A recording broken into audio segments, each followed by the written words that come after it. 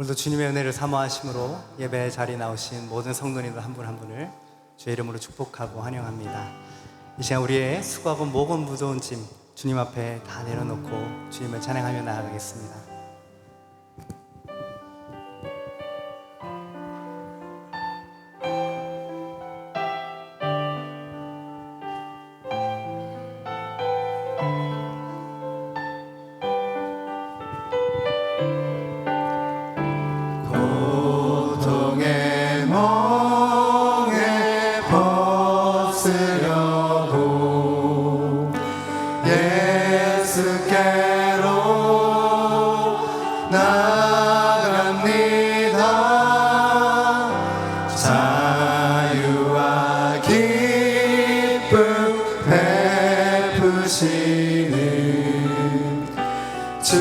주께로 갑니다.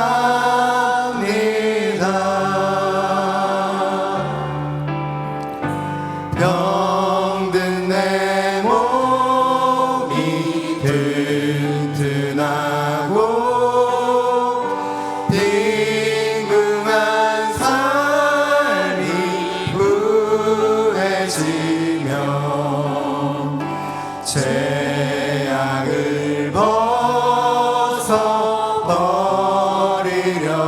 벗어버리려고 주께로 갑니다.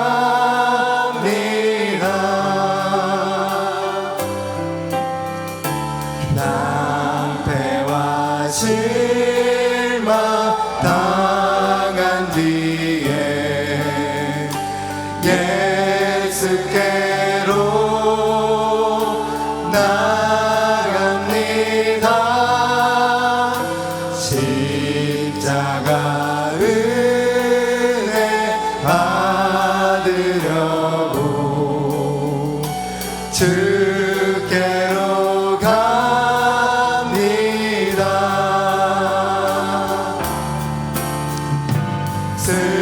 슬프던 마음 위로받고 인생의 풍파 잔잔하며 영광의 찬송 부르려고 주께로 갑니다.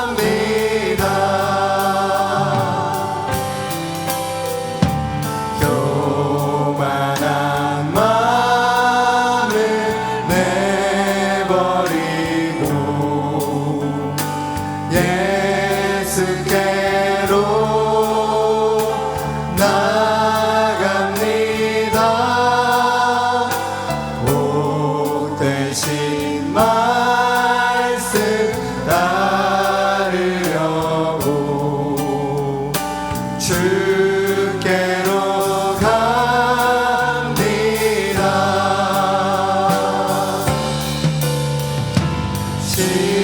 실망한 이 몸 힘을 얻고 예수의 크신 사랑마다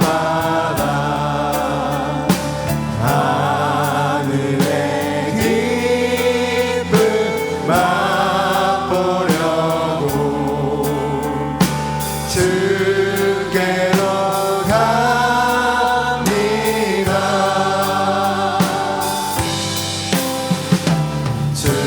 죽음의 길을 벗어나서 예수께로 나갑니다. 영원한 집을 바라보고 주께로 갑니다.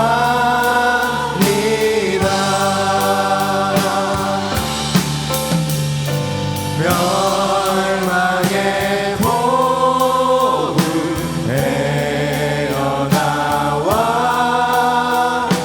평화의 나라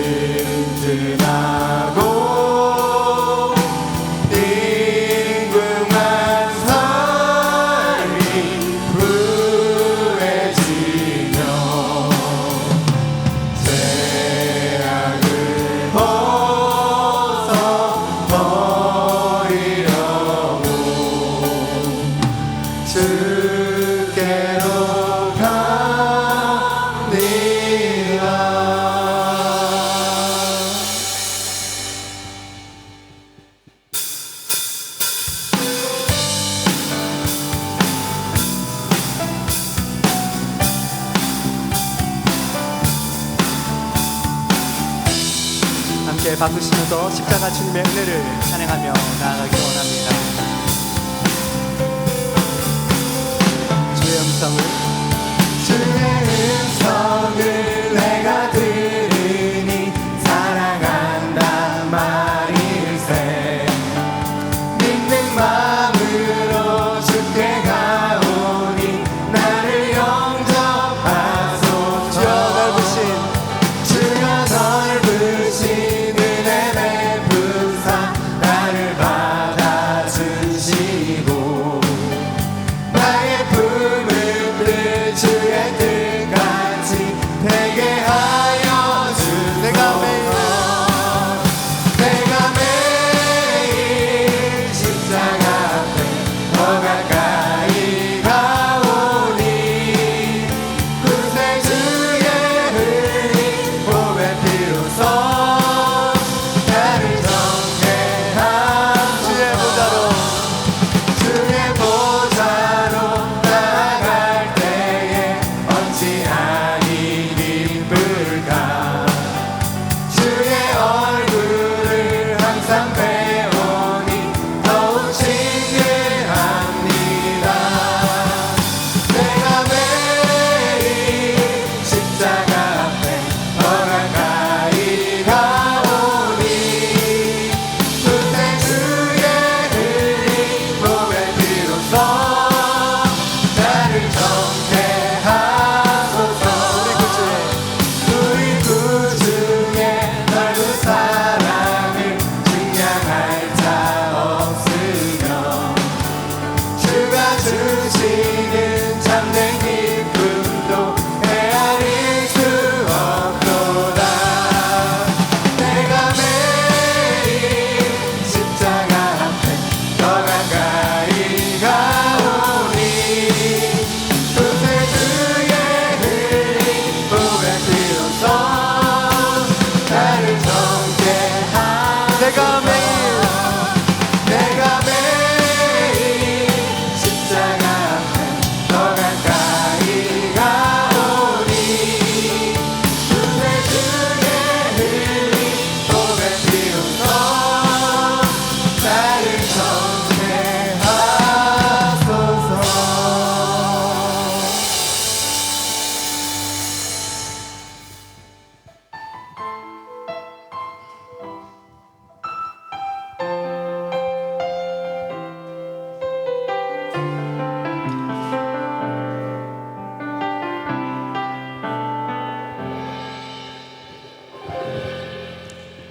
말씀 앞에서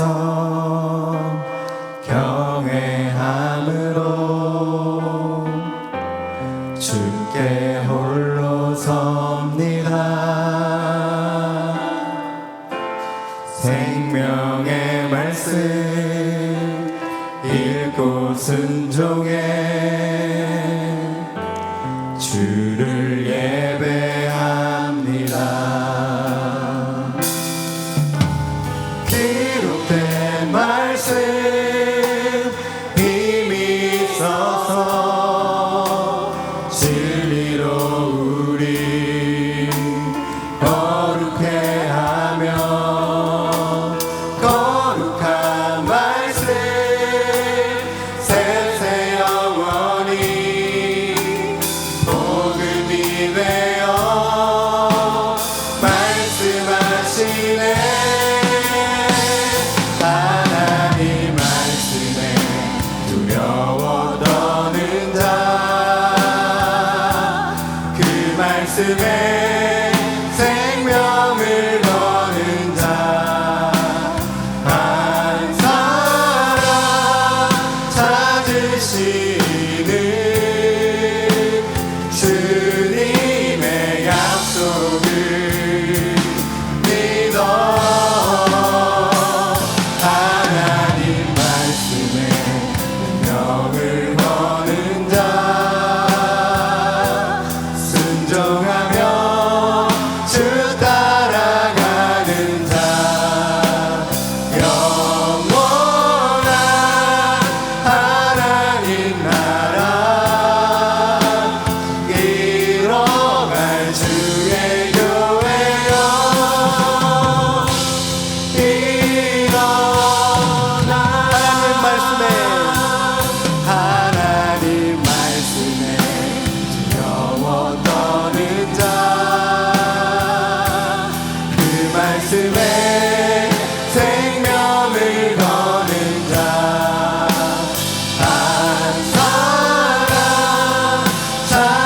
하시는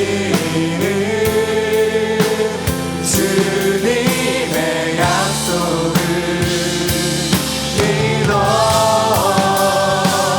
하나님 말씀에 운명을 거는 자 순종하며 주 따라가는 자 영원한 하나님 나라 이뤄갈 주의 교회여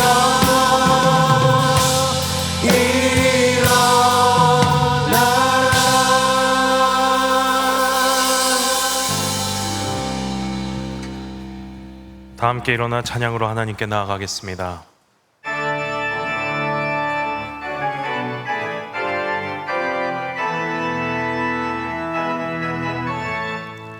하늘의 문을 여소서 이곳을 주목하소서 주를 향한 노래가 꺼지지 않으니 하늘을 열고 오소서 이곳에 임재하소서 주님을 기다립니다 기도의 향기가 하늘에 닿으니 주여 임재하여 주소서 이곳에 오셔서 이곳에 앉으소서 이곳에서 드리는 예배를 받으소서 주님의 이름만이 오직 주의 이름만 이곳에 있습니다 이곳에 오셔서 이곳에 앉으소서 이곳에서 드리는 예배를 받으소서 주님의 이름만이 오직 주의 이름만 이곳에 있습니다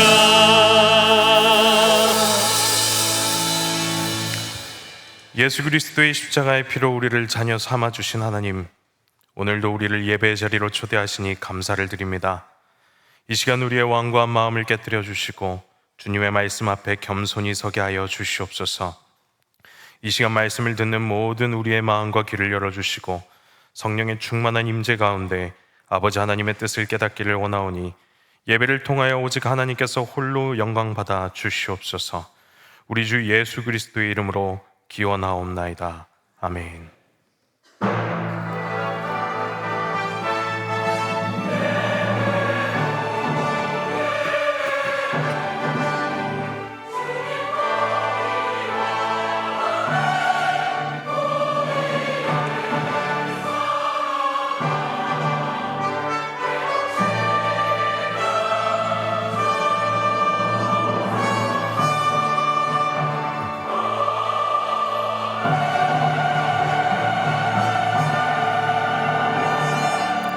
사도신경으로 우리의 신앙을 고백하겠습니다. 나는 전능하신 아버지 하나님 천지의 창조주를 믿습니다. 나는 그의 유일하신 아들 우리 주 예수 그리스도를 믿습니다. 그는 성령으로 잉태되어 동정녀 마리아에게서 나시고 본디오 빌라도에게 고난을 받아 십자가에 못 박혀 죽으시고 장사된 지 사흘 만에 죽은 자 가운데서 다시 살아나셨으며 하늘에 오르시어 전능하신 아버지 하나님 우편에 앉아 계시다가 거기로부터 살아있는 자와 죽은 자를 심판하러 오십니다. 나는 성령을 믿으며 거룩한 공교회와 성도의 교제와 죄를 용서받는 것과 몸의 부활과 영생을 믿습니다. 아멘. 한 주간의 삶을 돌아보며 하나님 앞에 참회의 기도를 드리겠습니다. 기도하시겠습니다. 사랑이 많으신 하나님, 예배 자리로 나온 우리가 먼저 겸손한 마음으로 지난 삶을 돌아보며 우리의 죄와 허물을 고백합니다. 우리의 회개를 받으시고 주님 용서하여 주시옵소서. 우리는 입으로는 하나님을 주인이라 고백하면서도 정작 주님의 말씀을 듣고 순종하지 살지 못했습니다. 수없이 말씀을 듣고도 내 생각과 고집을 앞세웠으며 돌이키라는 말씀 앞에서도 괜찮을 것이라 여기며 외면한 적도 많습니다. 하나님께서 사랑하시라 말씀하셨음에도 불구하고 미워했고 용서하라 하셨지만 미움을 품었으며 하나님을 의지하라 하셨지만 세상의 방식과 나의 힘을 더 의지했습니다. 우리의 생각과 마음과 입술과 행동으로 지은 모든 죄를 회개하오니 하나님, 말씀을 듣고도 변하지 않았던 우리의 완고한 마음을 용서하여 주시옵소서. 이제 우리의 연약함을 깨닫고 우리 죄를 대신하여 십자가를 지신 예수 그리스도의 보혈을 의지합니다. 주님, 들은 말씀에 순종하며 살아가게 하여 주시옵소서. 예수님의 이름으로 기도합니다. 아멘. 그가 본래 범한 모든 죄가 기억되지 아니하리니 그가 반드시 살리라. 아멘.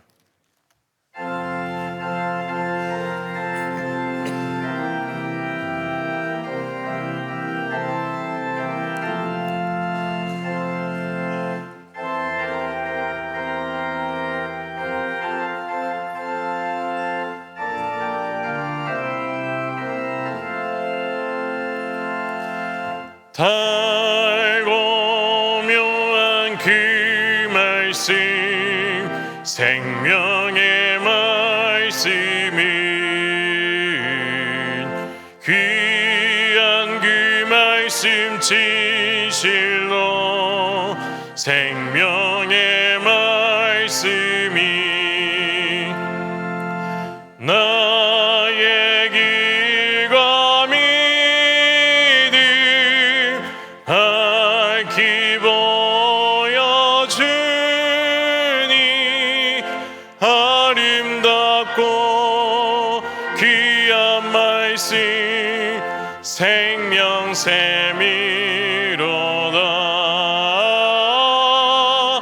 아름답고 귀한 말씀 생명샘이로다.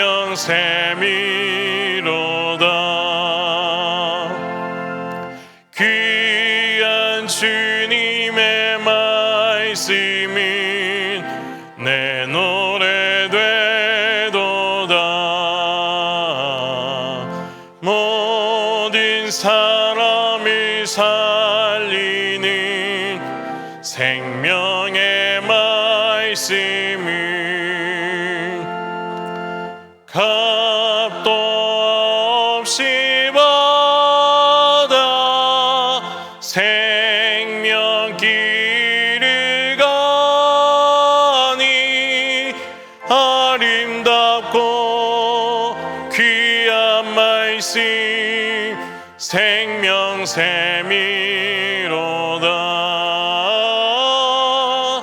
아름답고 귀한 말씀 생명샘이로다.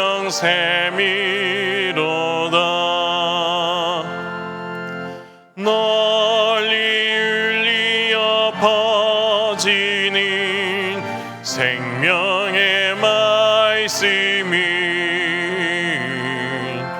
마음의 용서와 평안을 골고루 주나니 다만 예수 말씀 듣고 복을 받네. 아름답고 귀한 말씀 생명샘이로다. 아름답고 귀한 말씀 생명샘이로다.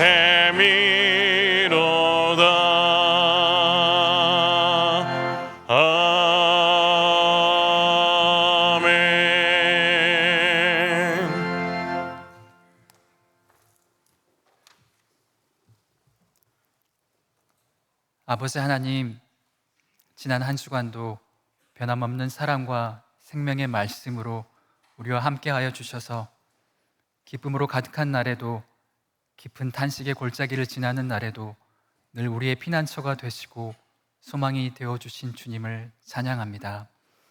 주님이 함께 하시는 것이 인생의 참된 복임을 깨닫습니다. 우리 안에 임재하셔서 그 기쁘신 뜻을 이루시는 하나님의 나라를 사모하며 이 시간 찬양과 경배를 올려드리오니 주님 홀로 높임을 받으시고 성령으로 하늘의 기쁨과 평안을 허락하여 주옵소서. 바라옵기는 지치고 상한 마음을 고치시며 낙심한 영혼을 일으키시는 회복의 은혜와 질병으로 고통받는 성도들을 치유하시며 힘겨운 삶의 무게에 눈물을 흘리는 주의 백성들을 위로하시는 긍휼의 은혜가 이곳에 넘치게 하여 주옵소서. 주님, 우리 안에 시작하신 선한 일을 온전히 이루실 주님의 날을 기다립니다. 늘 깨어 있어 우리에게 맡겨주신 사명을 깨달아 알게 하시고 작은 일에도 충성하여 사랑과 섬김의 열매를 맺고 마침내 주님께서 예비하신 영원한 기쁨에 참여하는 복된 믿음이 되게 하옵소서. 역사를 주관하시는 하나님, 지난 광복절을 보내고 81년 전 주님의 긍휼로 세계대전의 종식과 함께 긴 식민지배의 고통을 벗어나게 하신 하나님의 은혜를 기억하며 감사를 드립니다. 아직도 그칠 줄 모르는 러시아 우크라이나 전쟁과 중동 지역의 갈등에도 주님의 긍휼을 구하오니 전쟁과 폭력을 멈추어 주시고 각 나라에 하나님을 경외하는 마음을 주셔서 생명을 살리는 지혜로운 길을 택하고 대화와 타협으로 평화가 회복되는 새 역사를 베풀어 주옵소서. 또한 갑작스런 지진으로 고통 가운데 있는 남미와 인도네시아 땅을 불쌍히 여겨 주옵소서. 재난의 현장마다 구조와 회복의 손길을 통하여 위로하시며 무너진 삶의 자리가 속히 회복되는 은혜를 부어 주옵소서. 주님, 올여름 성경학교와 수련회, 단기 선교 사역 등을 통해 말씀으로 우리를 세우시고 복음의 기쁨을 나누게 하신 은혜를 감사합니다. 그 모든 사역에서 뿌려진 말씀과 복음의 씨앗들이 주님의 은혜로 아름답게 열매 맺게 하시고 그 열매를 통해 많은 영혼들이 주님을 알고 하나님의 나라의 기쁨을 경험하게 하여 주옵소서. 이제 하반기 사역을 준비하는 가운데 새 힘을 더하여 주시길 간구합니다. 오직 말씀과 믿음과 성령으로 행하여 주님의 언약이 성취되는 것을 보게 하시고 주의 뜻을 이루게 하사 하나님의 사랑과 그리스도의 복음을 이웃과 사회와 세계 열방에 온전히 흘려보내는 교회가 되게 하옵소서. 생명으로 인도하시는 주님의 말씀에 우리의 마음을 기울입니다. 말씀을 선포하실 김현수 목사님께 성령의 지혜와 권능을 더하여 주옵소서. 세상의 지혜로는 알 수 없는 주님의 뜻과 주의 길을 우리의 지식과 경험이 아닌 오직 하나님의 깊은 것까지 아시는 성령님을 의지하오니 우리의 눈이 보게 하시고 우리의 마음이 깨달으며 우리의 삶이 주님께 돌이키는 역사가 있게 하옵소서. 주님, 이 예배를 위해 여러 모양으로 섬기고 있는 손길들을 기억하여 주시고 마음과 정성을 다해 드리는 시온 찬양대의 찬양과 예배에 참여한 우리 모두가 귀하신 주님의 이름을 함께 찬양할 때 주님이 기뻐 받으시는 예배가 되게 하옵소서. 모든 것 감사드리오며 이 모든 말씀 우리 구주 예수 그리스도 이름으로 기도드립니다. 아멘.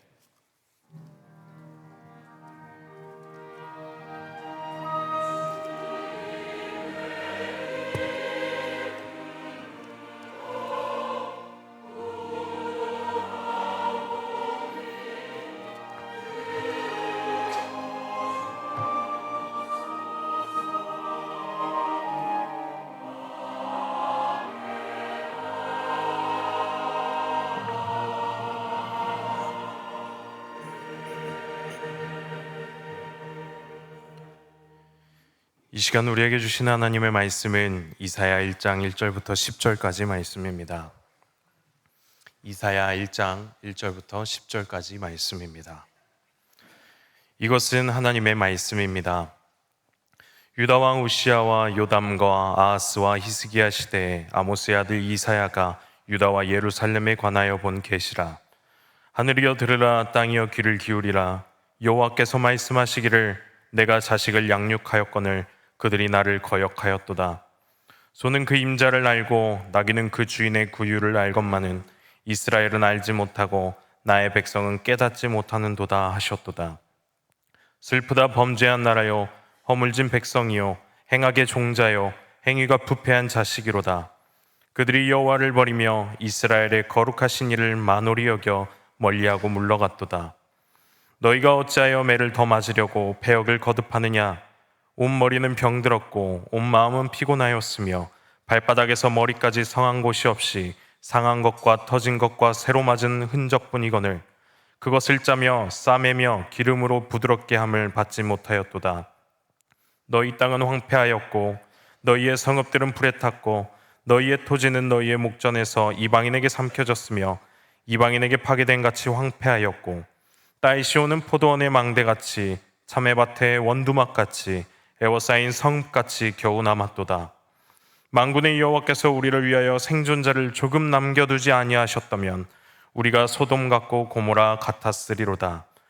너희 소돔의 관원들아 여호와의 말씀을 들을지어다. 너희 고모라의 백성아 우리의 하나님의 법에 귀를 기울일지어다. 아멘.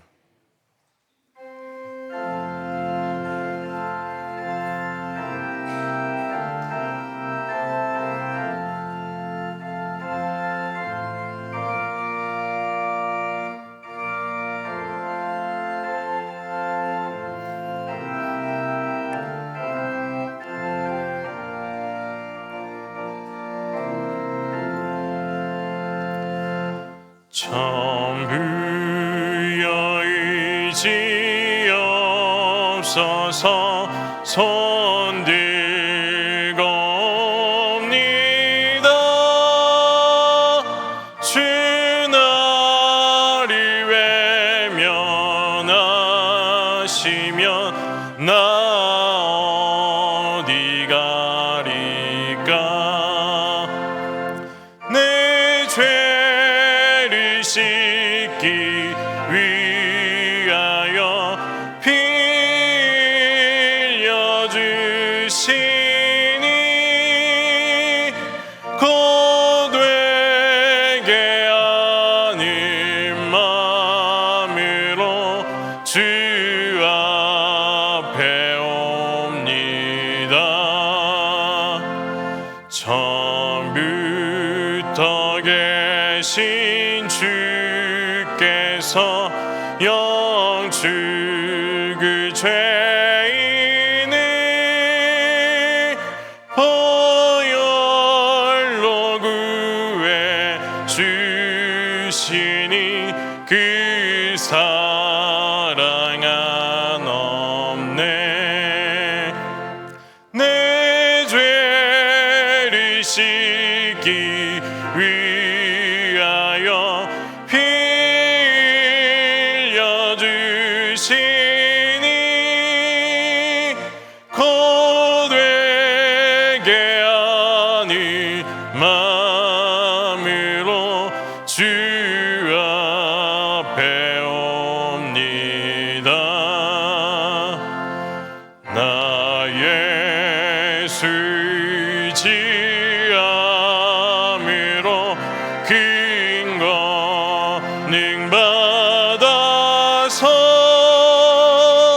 주님께 구한 모든 것 늘 얻겠습니다. 내 죄를 씻기 위하여 피 흘려주시니 고되게 아닌 마음으로 주 앞에 옵니다.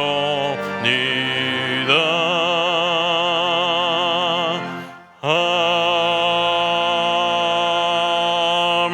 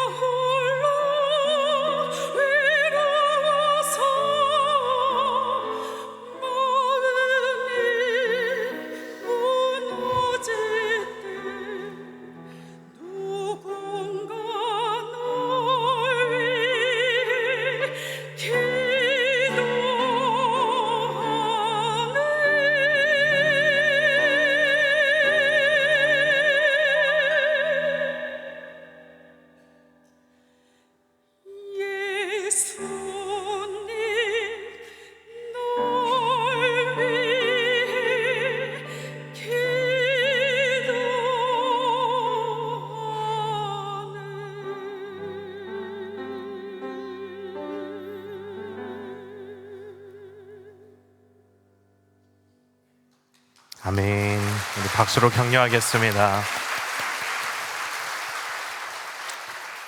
이제 다 함께 일어나셔서 하나님께 봉헌하시겠습니다.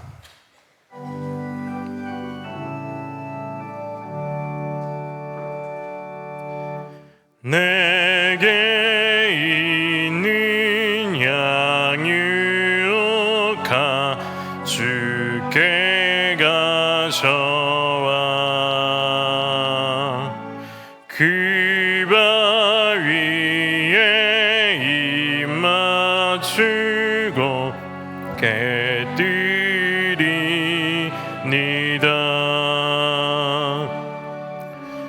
너를 위해 험한 산길 오르신 그발 걸음마다 크신 사랑 새겨놓았네.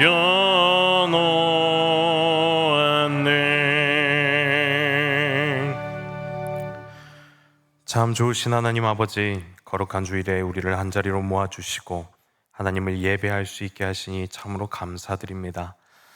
생명을 가지고 주님을 찬양할 수 있는 것이 주님의 말씀을 들으며 공동체가 함께 할 수 있음이 얼마나 큰 복입니까? 이곳에 모인 모든 성도들이 예배를 통하여 하늘의 평안과 기쁨과 안식을 경험하게 하여 주시옵소서. 빈손으로 나오지 아니하고 예물을 준비하여 하나님 앞에 나온 손길들이 있습니다. 감사로 준비한 예물들을 주님 기쁘게 받아 주시옵소서. 이 예물이 쓰이는 곳마다 하나님의 사랑이 흘러 넘칠 수 있도록 인도하여 주시옵소서. 귀한 것 드리고 싶지만 드리지 못한 손길들도 있습니다. 그 마음도 굽어 살펴주시고 헌신과 감사로 드리는 예물 또한 기쁨으로 받아 주시옵소서. 하나님 아버지, 우리 중에 삶의 자리에서 여러 가지 문제들로 고통받는 성도들이 있습니다. 예수 그리스도의 이름으로 간구하오니 모든 육신과 마음의 문제들이 떠나가게 하여 주시옵소서. 관계의 문제, 경제의 문제, 진로의 문제, 예상치 못한 문제들, 가정의 문제, 자녀의 문제로 어려움 당하는 성도들도 있습니다. 밝은 빛으로 인도하시고 모든 어려움에서 승리하게 하시고 가장 좋은 것으로 주시는 주님의 선하심을 경험할 수 있도록 인도하여 주시옵소서. 8월의 기간 동안 휴가를 포함하여 많은 이동들이 있습니다.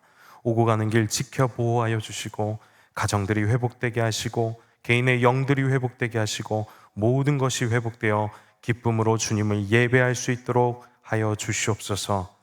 더운 날씨에도 생업을 위해 수고하는 성도들도 있습니다. 주님, 간절히 원하오니 성도들의 건강 또한 책임져 주시옵소서. 오늘도 우리의 연약한 삶들을 예배 가운데 주님께 맡겨드립니다. 이 모든 말씀 복의 근원 되시는 우리 주 예수 그리스도의 이름으로 간절히 기도하옵나이다. 아멘.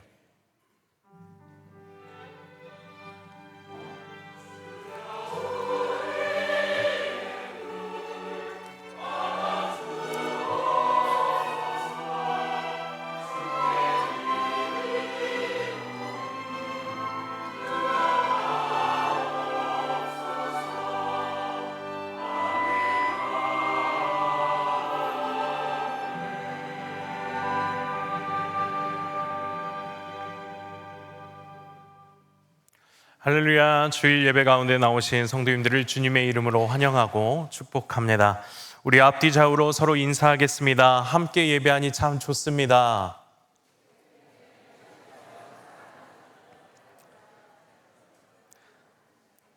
네, 4주간의 새신자 교육을 다 마치시고 정식으로 교회에 등록하시는 분이 계신데요.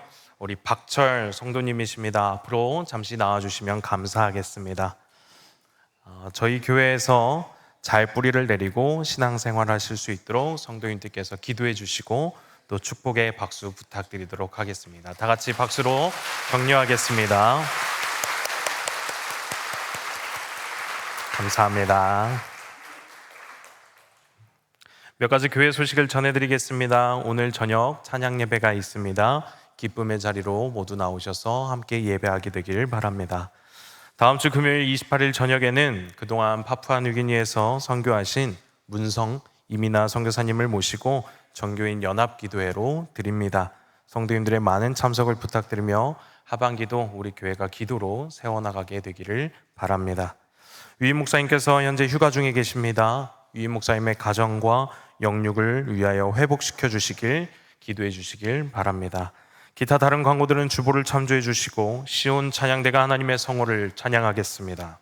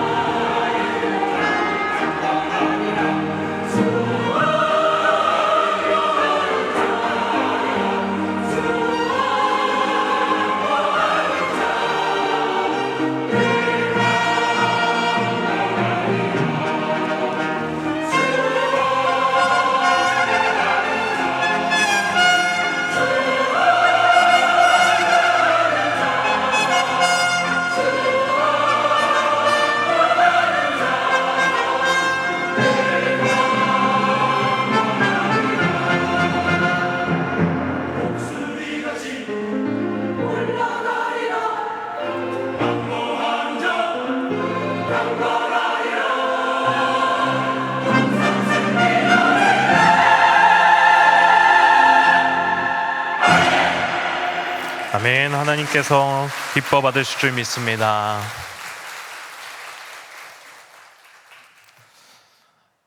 사랑하는 성도님들은 평소에 잘 들리십니까?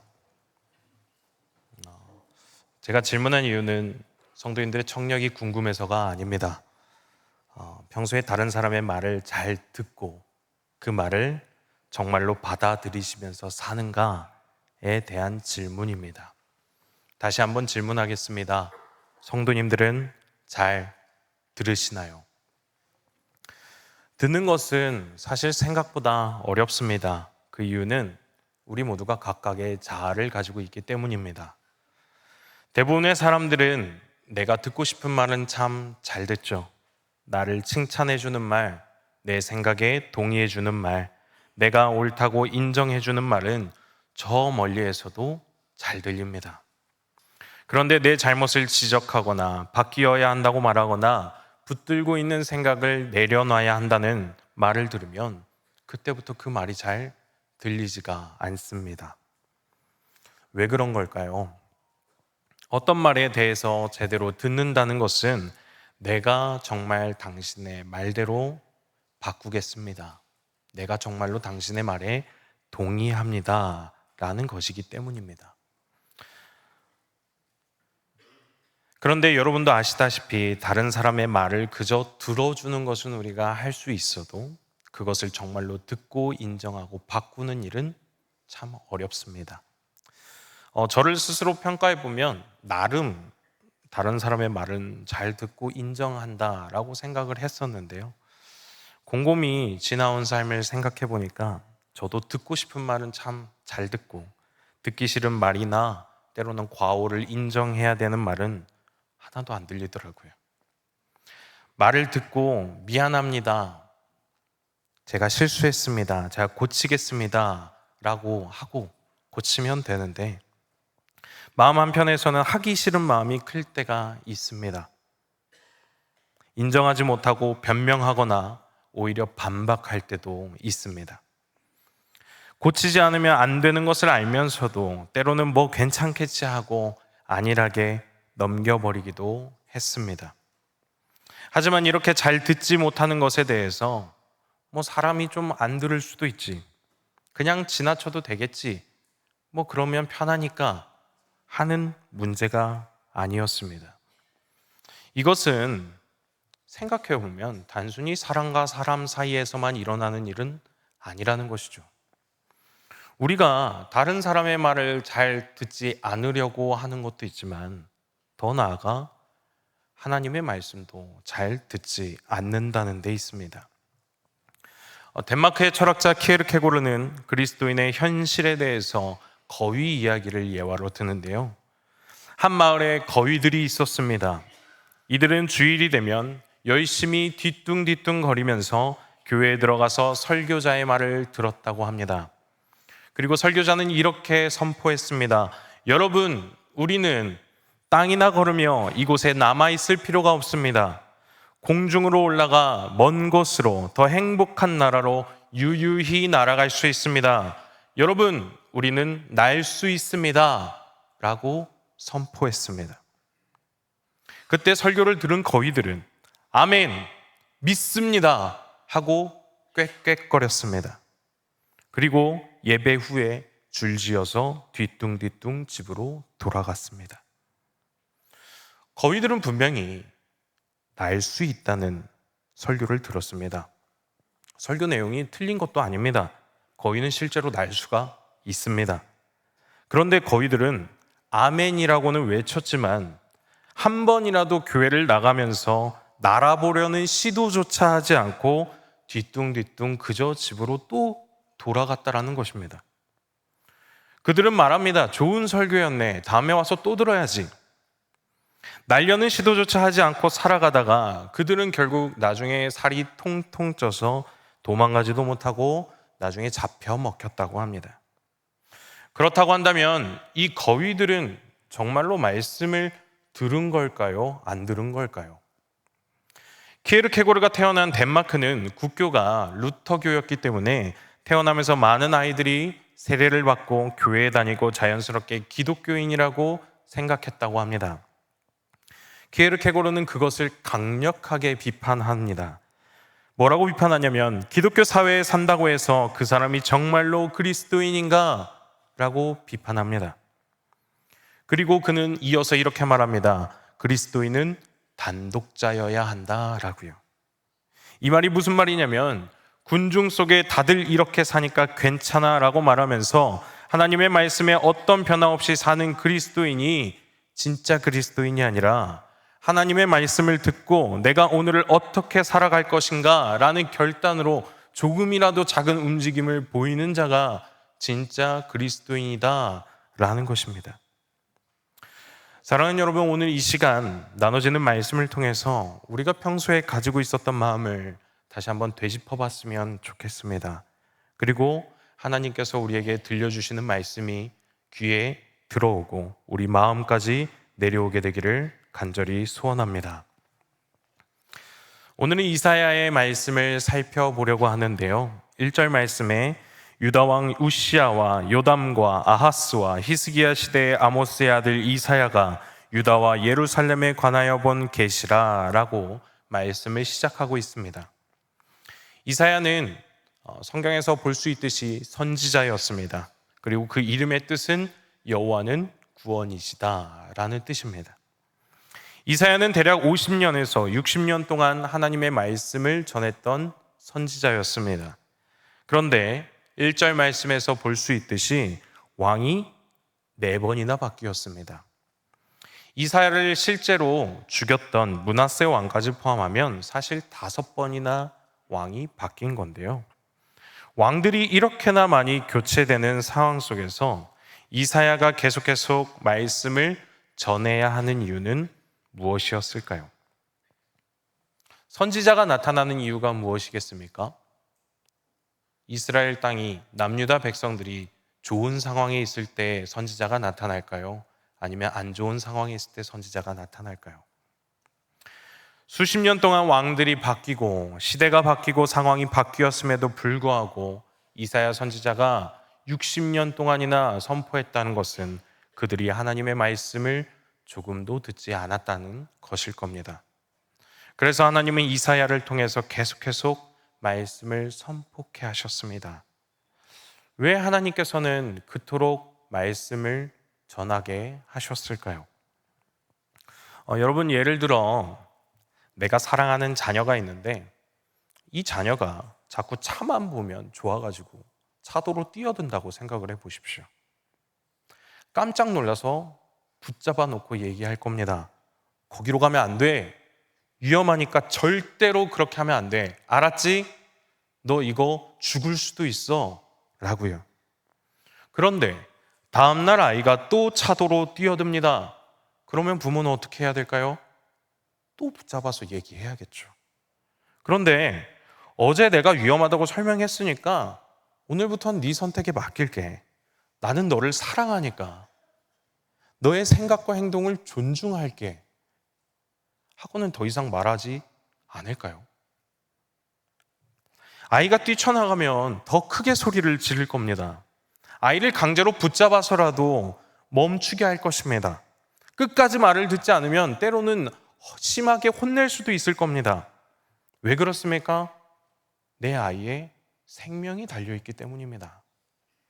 이처럼 하나님께서는 당신의 자녀들에게 한 번만 딱 말씀하시고 내가 말했으니 너희는 이제부터 알아서 해라 라고 내버려 두시지 않는 분이십니다. 자녀가 알아들을 때까지 말씀하시는 것이죠. 그런데 자녀가 그렇게도 열심히 부모가 말했음에도 불구하고 고쳐지면 좋겠지만 이런 일이 계속해서 반복되고 부모의 말이 무시될 때마다 부모의 마음은 어떨까요? 걱정되고 답답하고 슬프고 너무 힘들지 않겠습니까? 여기 계신 성도님들은 이런 경험이 아주 많으실 겁니다. 자녀가 말을 듣는 게 복이니까요.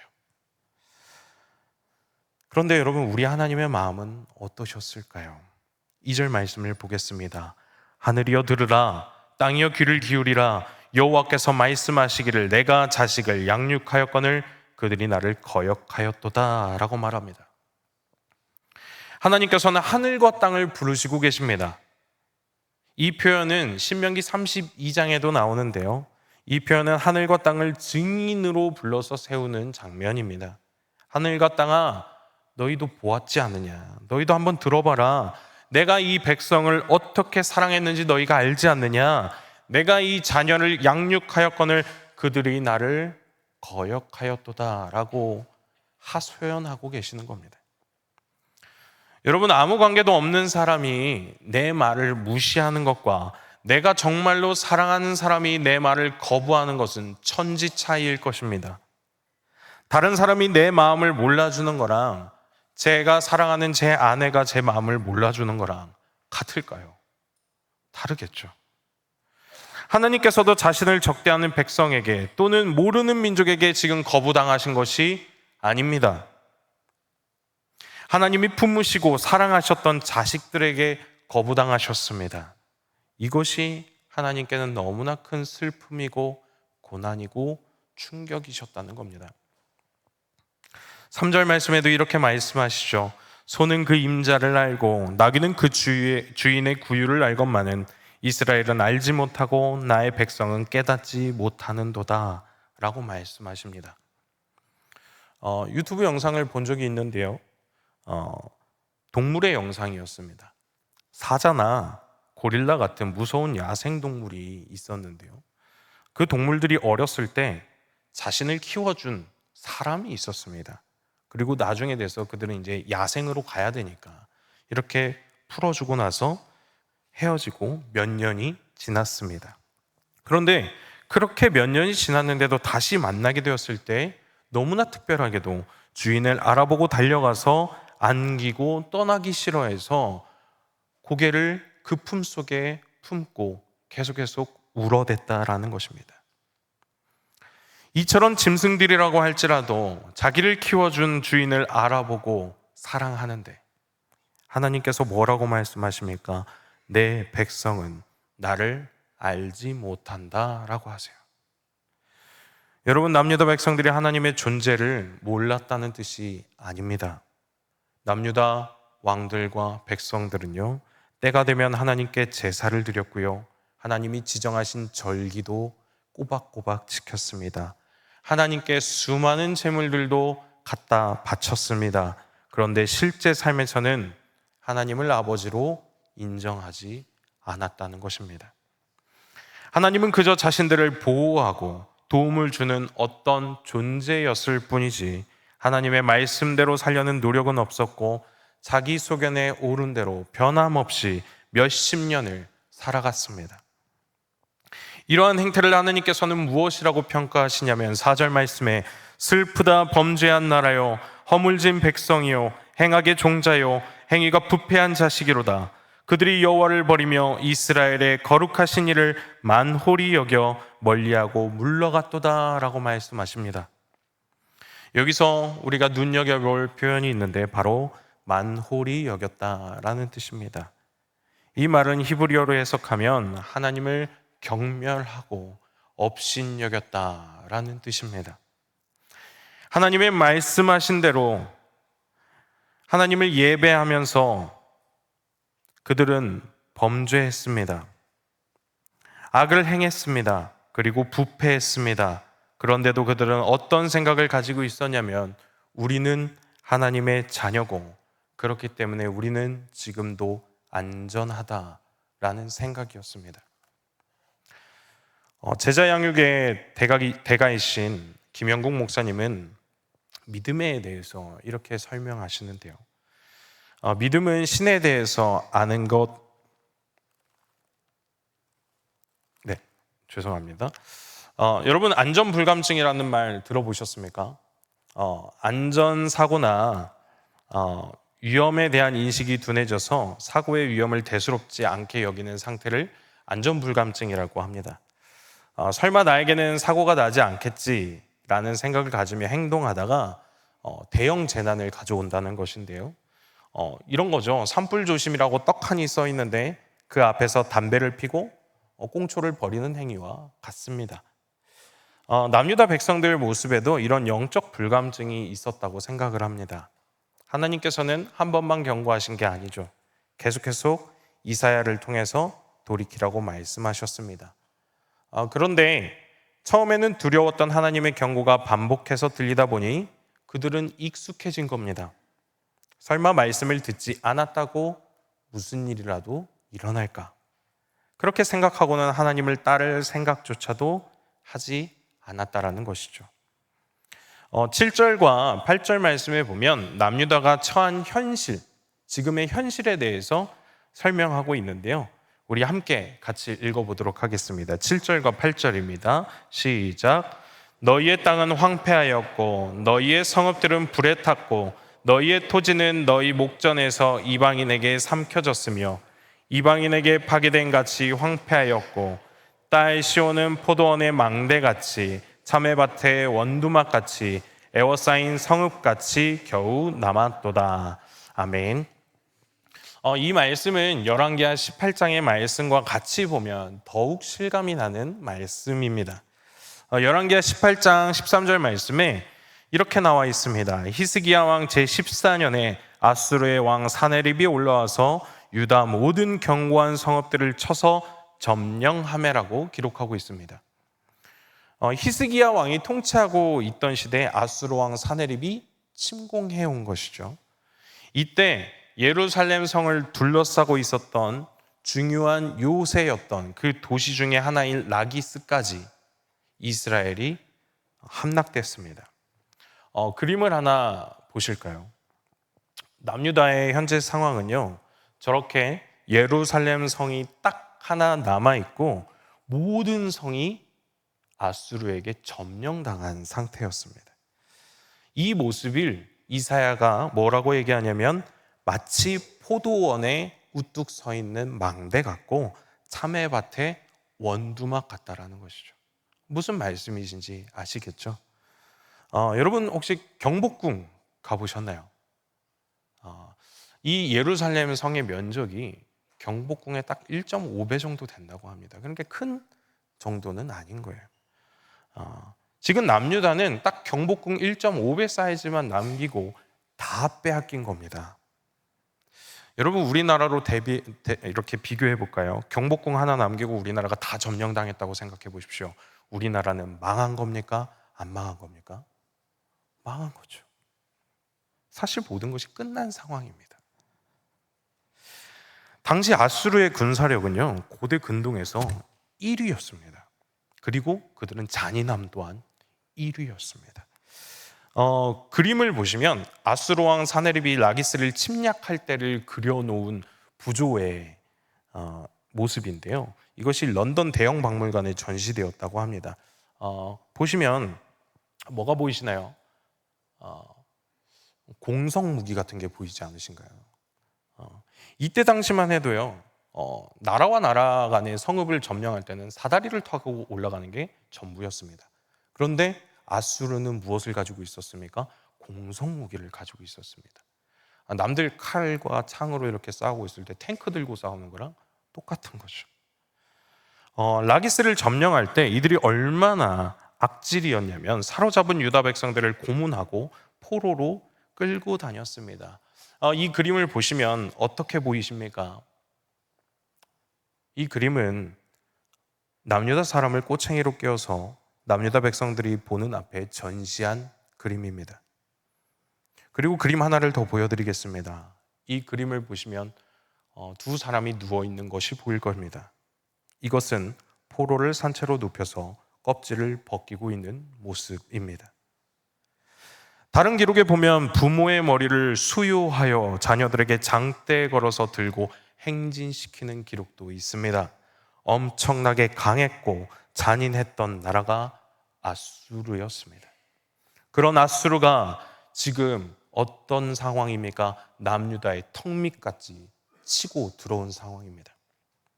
그런데 남유다 백성들은 이런 상황 속에서도 어떻게 생각했는지 아십니까? 우리는 절대로 망하지 않는다였습니다. 우리가 생각하기에는 무조건 망했는데도 그들이 생각하기에는 우리는 절대로 망하지 않는다라고요. 왜냐하면 그들에게는 아직 성전이 있었고 그들은 아직도 제사를 열심히 드리고 있었고 그래서 그들은 자신들의 상태가 심각하다고 여기지 않았습니다. 그래서 하나님께서는 그들이 나를 거역하고 주인이 누구인지를 잊었으며 내 말을 지금도 멸시하고 있다, 만홀히 여기고 있다라고 하소연하고 계시는 겁니다. 남유다 백성들은요, 이렇게 침략당하고 있는 상황 속에서도 예배는 드리면서 여전히 고아와 과부는 짓밟고 있었고 지도자들은 뇌물과 이익을 쫓으며 힘 있는 자는 다른 사람들의 토지를 빼앗고 아침부터 낮까지 술에 취해 있었으며 주변 나라의 힘을 의지하고 이방 제단을 본떠서 예루살렘 제단을 만들었으며 왕은 바알 신을 섬기고 자기 자녀를 불 가운데로 지나가게 했습니다. 이러면서도 그들의 입에서는 뭐라고 합니까? 우리는 하나님을 예배합니다 라고 말했다라는 것이죠. 이것이 어떻게 하나님을 믿는다고 말하는 걸까요? 제자 양육의 대가이신 김영국 목사님은 이 믿음이라는 것에 대해서 이렇게 말씀하십니다. 믿음은 신에 대해서 아는 것만큼 반응하는 것이다 라는 것이죠. 내가 믿고 싶은 것을 믿는 것은 샤머니즘이고, 기독교가 말하는 믿음은 내가 알고 있는 신에 대해서 진실하게 반응하는 것이다 라고 말씀하세요. 세상에 있는 모든 사람들은 생활을 합니다. 아침에 눈을 떠서 주어진 자기 일들을 하고 잠자리에 들 때까지 부지런히 생활을 합니다. 그리고 우리 기독교인들도 생활을 합니다. 무슨 생활을 할까요? 신앙생활을 합니다. 그렇다면 신앙생활은 무엇일까요? 교회에 빠지지 않고 나와서 예배하는 것이 신앙생활일까요? 나에게 필요한 것들을 구하면서 사는 것이 신앙생활일까요? 천국에 가기 위해서 선한 일을 하면서 사는 것이 신앙생활일까요? 신앙생활은 하나님의 말씀을 내 삶에 재해석해서 적용하며 사는 것을 신앙생활이라고 합니다. 하나님의 말씀을 들었으면 그 말씀이 오늘의 삶 속에서 나에게 어떤 영향을 주고 있느냐, 그것을 보는 것이 신앙생활입니다. 하나님께서 용서하라고 품으라고 하셨다면 내가 지금 미워하고 있는 사람을 어떻게 대할 것인가를 고민하고 시도해 보는 것이 신앙생활입니다. 하나님께서 우리에게 정직하라고 하셨다면 아무도 보지 않는 자리에서 내가 어떤 선택을 하면서 살아갈 것인가를 결정하는 것, 그대로 행하는 것이 신앙생활입니다. 하나님께서 염려하지 말고 나를 의지하라고 말씀하셨다면 문제가 생겼을 때 걱정만 붙들고 사는 것이 아니라, 세상의 능력을 의지하면서 사는 것이 아니라 기도하면서 하나님의 뜻을 구하는 것이 신앙생활입니다. 하나님께서 가난한 사람과 연약한 사람들을 돌아보라고 하셨다면 내 주변의 영육간에 내가 돌아봐야 할 사람이 누구인지를 찾는 것이 신앙생활입니다. 말씀을 들었는데도 조금도 내 삶을 변화시키지 못하고 내가 말씀대로 사는 것을 조금도 원하지 않는다면 우리는 신앙생활을 제대로 하고 있는 것인지 스스로에게 질문해 봐야 합니다. 신앙생활이라는 것은 결코 연수로 따질 것이 아니라 누가 하나님의 말씀대로 살아가느냐에 달려 있습니다. 사랑하는 여러분, 말씀대로 살아보려고 노력을 했는데 안 될 수도 있죠. 그런데 그렇게 노력을 해봐야 내가 얼마나 연약한 존재인지를 압니다. 얼마나 쉽게 넘어가는 죄인인지, 얼마나 하나님의 말씀대로 살지 못하는 부족한 사람인지 깨닫게 됩니다. 그것을 깨달을 때야 우리에게 주님의 은혜가 왜 필요한지를 알게 됩니다. 말씀을 무시하고 내 삶이 어떤 존재인지, 내가 누구인지를 재해석이 안 되는데 도대체 우리의 삶에 은혜가 왜 필요할까요? 그래서 달라스 윌라드는 뱀파이어 그리스도인이라는 말을 사용합니다. 하나님의 무조건적인 은혜와 용서를 받고 우리가 그리스도인이 되었지만 말씀대로 살아가는 것은 하지 않고 오늘도 예수님 당신의 피가 필요합니다, 오늘 내가 지은 죄를 용서해 주십시오 라고만, 그런 은혜만 구하고 하루하루 살아가는 사람들을 뱀파이어 그리스도인이라고 얘기하는 겁니다. 사랑하는 여러분, 이제 우리는 하나님의 말씀을 내 삶으로 가지고 들어와야 됩니다. 하나님께서 이렇게까지 남유다가 처한 현실을 그들에게도 또 오늘 우리에게도 보여주는 이유가 무엇일까요? 하나님께서는 정말로 당신의 자녀들을 소멸시키기를 원하시는 걸까요? 아니라는 것이죠. 하나님께서는 그럼에도 불구하고 그 백성들이, 나를 거역하고 나를 만홀히 여긴 백성들이 돌아오기를 바라신다는 겁니다. 그래서 오늘 말씀에서 볼 수 있는 하나님께서 우리에게 주시고자 하는 은혜는 두 가지가 있는데요. 첫 번째로 병든 몸들을 치료하시는 은혜입니다. 5절과 6절을 보십시오. 하나님께서는 남유다의 모습을 사람의 몸으로 비유하십니다. 온 머리는 병들었고 온 마음은 피곤하였으며 발바닥에서 머리까지 성한 곳이 없어 상한 것과 터진 것과 새로 맞은 흔적뿐이거늘 이라고, 마치 의사가 환자를 진단하듯이 말씀하십니다. 하나님께서는 자녀들이 죄와 악으로 무너져서 피투성이로 살아가는 모습을 너무나 안쓰럽게 여기셨습니다. 그래서 그들에게 치료가 필요하다는 것을 알고 계신 것이죠. 그래서 6절 말씀에 이렇게 말씀하십니다. 그것을 짜며 싸매며 기름으로 부드럽게 함을 받지 못하였도다 라고요. 여러분, 우리가 하나님의 말씀을 들어야 하는 이유가 여기에 있습니다. 하나님의 말씀은 내가 보고 싶은 나를 보여주는 것이 아니라 하나님께서 보고 계시는 나를 보여주는 겁니다. 그래서 말씀을 들면 우리는 때때로 불편할 수가 있죠. 나는 옳다고 생각했는데 말씀은 아니라고 할 때도 있습니다. 나는 괜찮다고 생각하고 넘겼던 모습들을 말씀은 죄라고 지적할 때도 있습니다. 그러나 하나님께서 그것을 보여주시는 것은 우리를 무너뜨리기 위해서가 아니라 우리를 고치기 위해서라는 겁니다. 아픈 사람이 자기 병을 알아야 치료할 수 있는 것처럼 우리도 말씀 앞에서 내 모습을 적나라하게 보게 되었을 때 비로소 하나님께 나아가는 것이죠. 우리를 치료해 주실 분이 하나님밖에 없지 않습니까? 그때 우리가 하나님께서 치료하시는 은혜를 경험하게 될 것입니다. 두 번째로 하나님께서는 우리에게 기회를 주시는 은혜를 베푸십니다. 9절 말씀해 보십시오. 만군의 여호와께서 우리를 위하여 생존자를 조금 남겨두지 아니하셨다면 우리가 소돔 같고 고모라 같았으리로다 라고 말합니다. 예루살렘 성이 지금까지, 우리도 다 망했다라고 생각했는데 지금까지 무너지지 않고 아직까지 버티고 있었던 이유는 남유다 백성들이 아수르와 잘 싸워냈기 때문이 아닙니다. 하나님께서 남겨두셨기 때문입니다. 아직까지 말씀을 들을 수 있다는 것이 은혜이고 아직 돌이킬 수 있다는 것이 은혜입니다. 내 인생에 아무 일도 일어나지 않았다고 해서 지금 나의 신앙 상태가 괜찮은 것이 아닐 수 있습니다.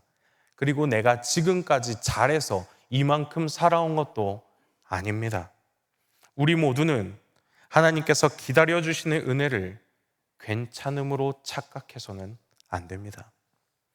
창세기에 나오는 소돔과 고모라 성이 어떻게 되었는지 성도님들 다 알고 계시지 않으십니까? 아브라함이 의인을 찾기 위해서 그렇게 찾아다녔음에도 불구하고 돌아선 사람이 하나도 없어서 유황불로 모두 소멸당했습니다.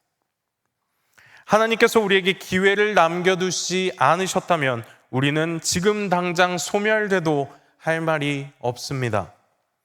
하나님 도대체 왜 안 기다려 주셨냐고, 왜 우리에게 또 다른 기회를 주시지 않으셨냐고 우리는 감히 말할 수가 없습니다. 그런데 우리 하나님께서는 10절 말씀에 이렇게 말씀하고 계십니다. 너희 소돔의 관원들아 여호와의 말씀을 들을지어다. 너희 고모라의 백성아 우리 하나님의 법에 귀를 기울일지어다. 전까지만 해도요, 남유다 백성들을 내 백성, 내 자녀라고 하셨는데요, 지금 뭐라고 하십니까? 소돔의 관원들, 고모라의 백성이라고 말씀하세요.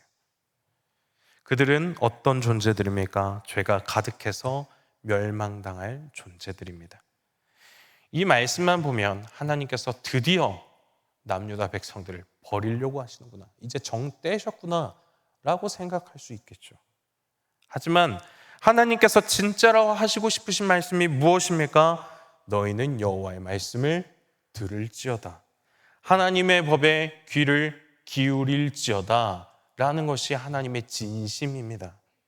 하나님께서 아직까지도 남유다 백성들에게 또 오늘을 살아가고 있는 우리에게 말씀하고 계신다는 것은 하나님의 사랑이 아직 끝나지 않았음을 말씀하고 계시는 겁니다. 사랑하는 여러분, 키에르케고르의 예화처럼 우리는 이 땅에서 그저 그렇게 막 살아갈 사람들이 아닙니다. 우리는 어떤 존재입니까? 하나님의 백성이고 하나님의 자녀입니다.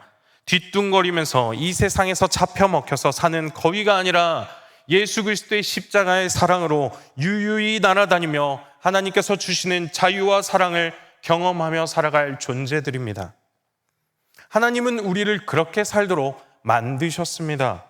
그런데 절대로 우리의 힘만으로는 그렇게 살아갈 수 없습니다. 그래서 오늘도 우리에게 무엇이 필요합니까? 복음이 필요합니다.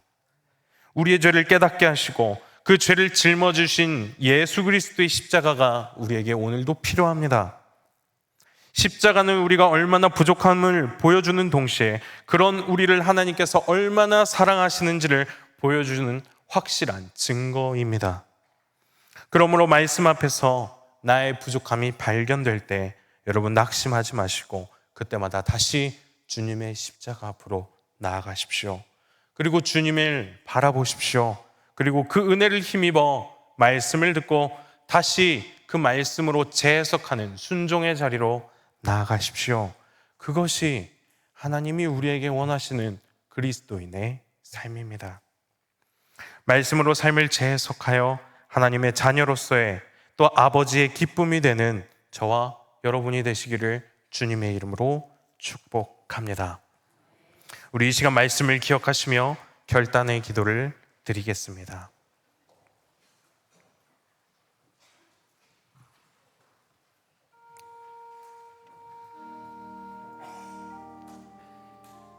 하나님,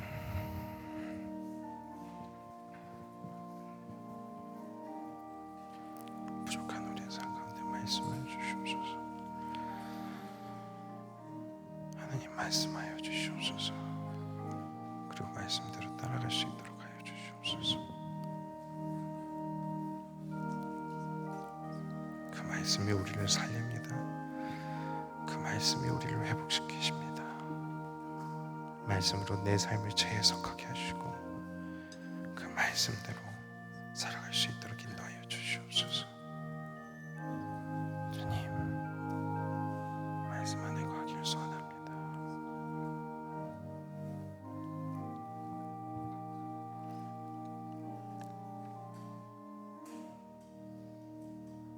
예수님의 이름으로 기도드립니다. 아멘.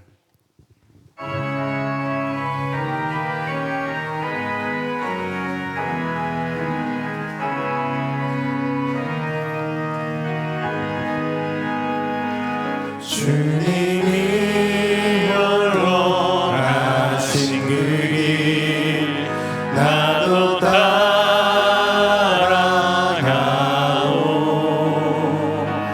모든 물과 피를 흘리신 그 길을 나도 가오. 험한 산도 나는 괜찮소. 바다 끝이라도 나는 괜찮소. 죽어가는 저들을 위해 나를 버리길 바라오. 아버지 나를 보내주오. 나는 달려가겠소.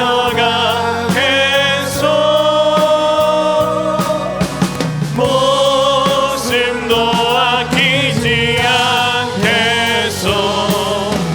나를 보내주오. 세상이 나를 미워해도 나는 사랑하겠소.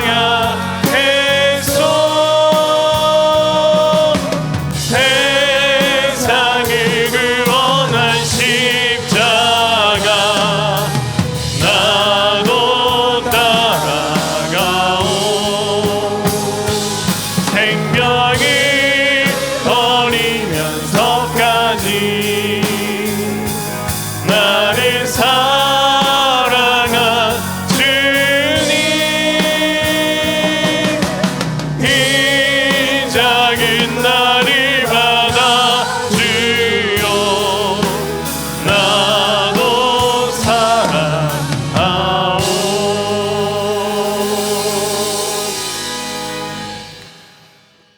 우리 주 예수 그리스도의 은혜와 무한하신 하나님의 사랑과 보혜사 성령님의 교통하심이 하나님의 말씀으로 삶을 재해석하며 하나님의 원하시는 믿음을 가진 그리스도인으로 살아가기로 결단하는 모든 성도들의 가정과 직장과 삶의 터전 위에 지금으로부터 영원까지 함께 하시기를 간절히 축원하옵나이다. 아멘.